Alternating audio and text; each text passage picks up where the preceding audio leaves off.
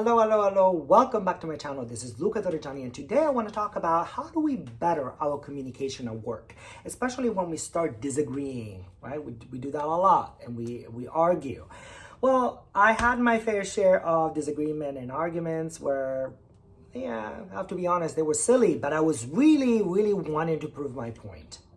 That's quite normal, right? Our ego is there to protect us from showcasing the flaws that we might have to the world.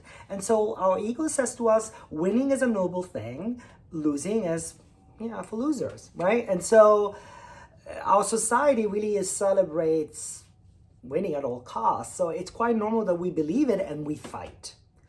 We might get a little high from proving our points, but I have to admit I'm never really fully satisfied in the end. So I've been trying to do a couple different things that I'm going to share with you.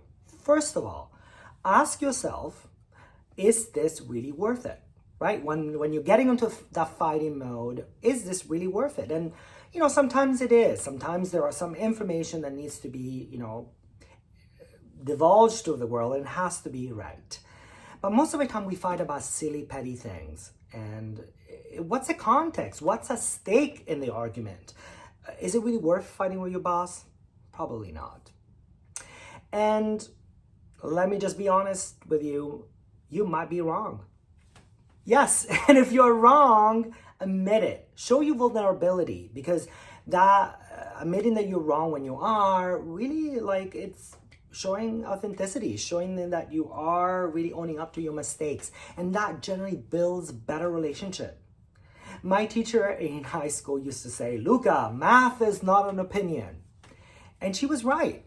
When we fight about numbers and budgets, I agree. There's either it's correct or not correct. But most of the time we fight about things that are debatable. They're up for interpretation. My opinion can actually coexist with your opinion, and it would be okay. And so when we accept that, which is a big thing, right? We are actively listening to the other person, and like we talked about it last week, and we are making space for a common ground, not for a compromise, because I think that word has a lot of negative shortcomings, feelings around it. I like the idea of a place where we both can step in, that it's makes us satisfied at the same time, that is beneficial for both of us, so that we can move forward.